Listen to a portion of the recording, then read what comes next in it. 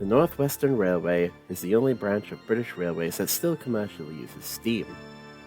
The engines, however, still break down from time to time and require a periodical overhaul. Despite this, due to the scarcity and shutdown of manufacturers, parts for these engines are hard to come by, and I'm sorry to say that what can be obtained is often second-hand from those lost to the smelter's torch. One afternoon, James was dropping off a goods train at Wellsworth for Boko to take over. When he arrived, however, Boko was absent. Instead, he was greeted by the Fat Controller. Boko is going to be taking the Flying Kipper tonight while Henry is under overhaul. We need an engine to head to Barrow's scrapyard for supplies to be sent to Croven's Gate to complete it. Scrapyard. Those words echoed in James's head, and he was frightened at the mere mention of it. For many engines, the scrapyard means an end to being, their existence coming to an end, a time where they will no longer be really useful.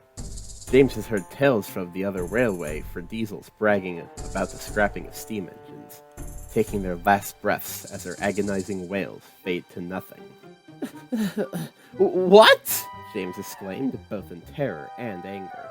Why can't you have Bear take the job?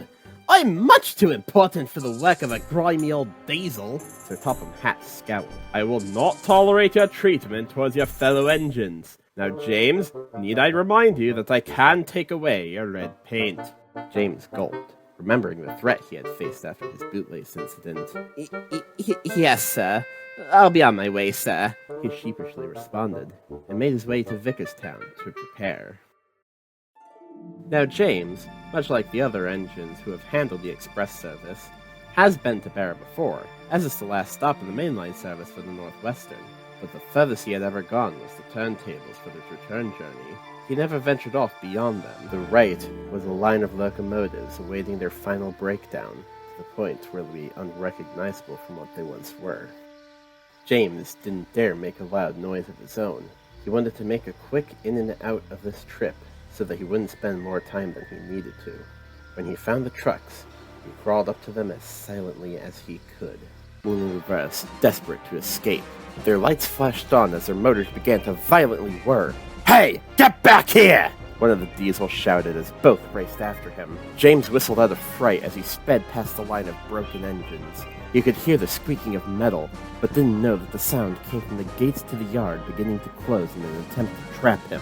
With a shrieking crack, he burst through the iron door, damaging his buffers greatly, but he didn't care. He was far more focused on rushing back home to safety. The Fat Controller was waiting for James to give further instructions to him, when he suddenly heard a whistle. Approaching the platform to Vickerstown Station was James, and with a shrill wail of his brakes, he came to a stop. Sir, they're after me! The diesels are trying to... Sir Topham Hatt cut him off. That's enough, James. I know that there's been some mishaps involving diesels, but this has gone too far. But sir... I will discuss this with you tomorrow. I don't want to hear about it now. He went off to head home. Donald came to pick up the delivery, as James sulked in the station, alone.